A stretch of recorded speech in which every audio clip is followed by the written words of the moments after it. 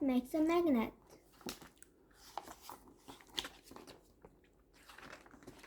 Let's go fishing with a magnet.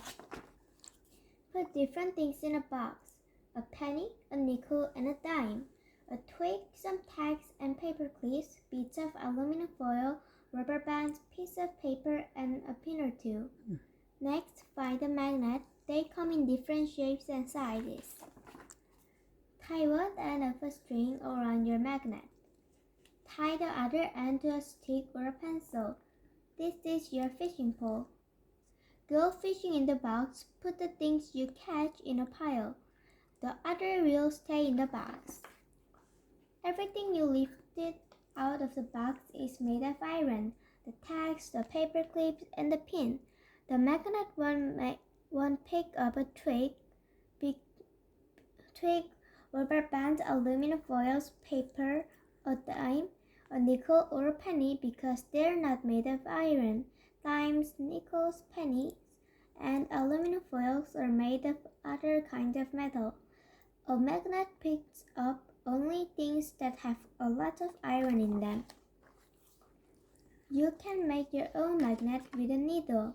Needles are made of steel, which is mostly iron. Hold the eye of the needle. Stroke the needle along one end of the magnet. Move along the magnet in only one direction, from the eyes of the needle to the point, not back and forth. Do this 20 or 30 times. Touch the end of the needle to a tag, a paper clip, or another needle. Your needle will lift up. You have made a magnet, and bigger and stronger magnet is, the more object it will pick up at once. A refrigerator door has a magnet around it that holds the door shut tight. The magnet under the plastic strip around the door, test it with a paper clip. The door will hold it up. Your needle magnet is a little one, but there are very large magnets. In fact, the whole Earth is a magnet, and you can prove it.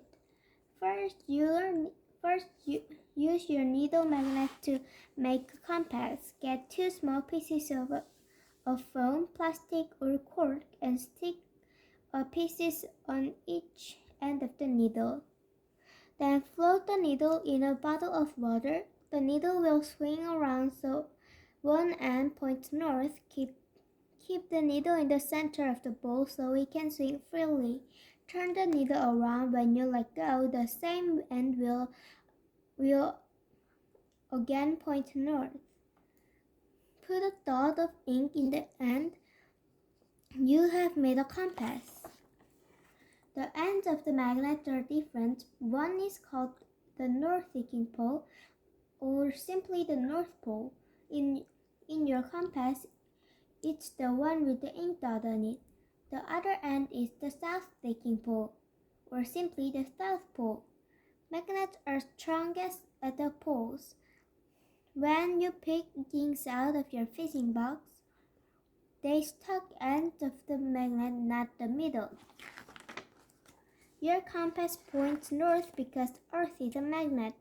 The north-seeking pole of your compass points toward the north pole of the magnet. No matter how you turn your compass, it will always point north when you let go of it. The Earth is a magnet because it contains a lot of iron. The moon does not have much of iron, so it is not a magnet. Your compass would not work on the moon. Then, when people go hiking in the woods, they take a compass with them so they don't get lost. It tells them which direction is north, so they can find their way back home. Airplane pilots have ships, and ship captains also use compasses so they don't get lost. Long ago, people did not have compasses, so they were often lost at sea. Then a special kind of stone was discovered near Magnesia. the a city in ancient Asia. These stones were called magnetite. When a piece of magnetite was hung at the end of the thread, the rock points north. The magnetite acted just like compass you made with your needle magnet. A sailor put a mark on the north-seeking end out of the rock. Sheep used the rocks to help them. They could find their way even when they are so far out at the sea they could not see land. Pieces of magnetite are natural magnets because they contain lots of iron, just as your needle does. Magnetite compasses were often called lodestones or leading stones. You can see why. Now that Now that you have made a magnet and compasses, you can make even more discoveries. Make another little magnet just as you made the first one. Move the point of your new magnet close to one end of the compass. The end of the ink dot. Don't touch the compass. The compass may move toward the needle. It may be attract, or the compass might swing away from the magnet. It may be repelled. You'll find the north-seeking pole repel each other. Also, a north-seeking pole and a south-seeking pole attract each other. Like poles repel each other, unlike poles attract. When you made your magnets, you used needles because they contain iron. Suppose you have tried to make an iron using a penny or an aluminum nail. You could have struck it across the magnet all day long, and it would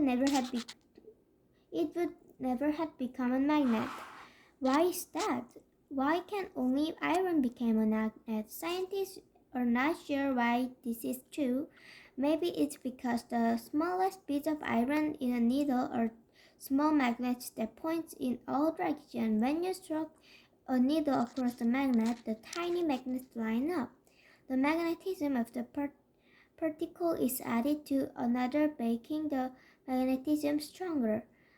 But the magnetite from magnesia is magnetic, and no one struck it with another magnet, so there must be some other ways that things become magnetic.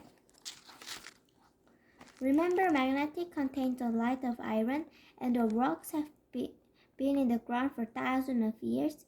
Scientists think that Earth's magnetism has been slowly moving the tiny bits of iron in the rock, lining them up just as particles in your needle line up.